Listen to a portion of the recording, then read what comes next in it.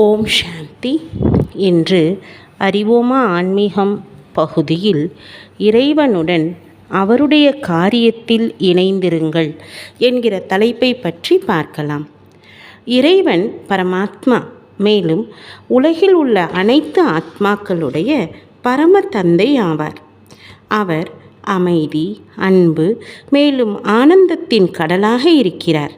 இன்று உலகமே அமைதி, அன்பு மற்றும் ஆனந்தத்தில் குறைபாட்டுடன் இருக்கின்றது.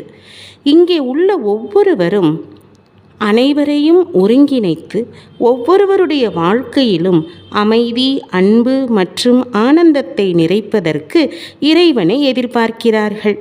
மாறுபட்ட பல்வேறு வகையான எதிர்மறை சூழ்நிலைகள் உலகையும் உலகத்தில் வாழும் மனிதர்களையும் சங்கடத்தில் ஆழ்த்துகிறது.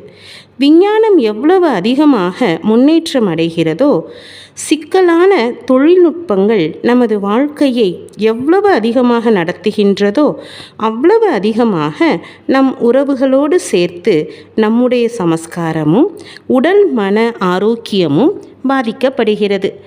நமக்கு இதிலிருந்து ஏன் மீள முடியாமல் இருக்கிறது?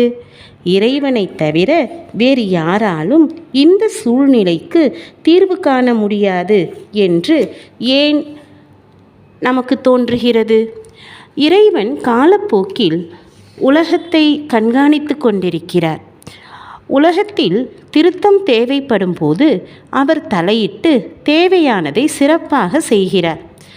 இந்த நேரத்தில் இறைவன் புது உலகத்தை உருவாக்குகின்ற அவருடைய நடிப்பை நடித்து கொண்டிருக்கின்றார்.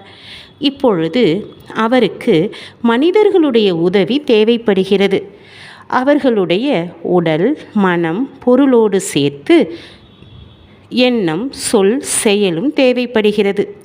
இது ஏனென்றால் இறைவன் நிராகாரமானவர், உடல் இல்லாதவர், ஆத்மலோகத்தில் இருப்பவர். மனித ஆத்மாக்கள் இந்த உலக நாடகத்தில் இந்த பூமியில் இருந்து கொண்டு அவரவர் நடிப்பை உடல் மூலம் நடித்து கொண்டிருக்கிறார்கள். இந்த உலகத்தில் மனித ஆத்மாக்கள் தங்களின் நன்மைக்காகவும் பிறருடைய நன்மைக்காகவும் செயல்களை செய்கிறார்கள்.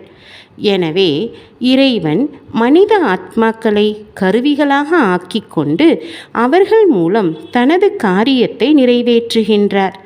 அத்துடன் ஆன்மீக ஞானம் மேலும் தியானத்தின் மூலம் எவ்வளவு அதிகமாக நம்மை தூய்மையாக்கிக் கொள்கின்றோமோ அவ்வளவு அதிகமாக இறைவனுடைய காரியத்தில் அவருக்கு நாம் உதவி செய்கின்றோம்.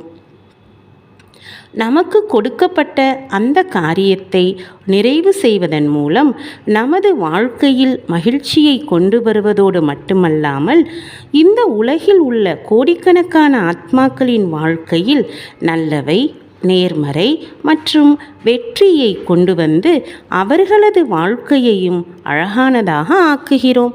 ஓம் சாந்தி.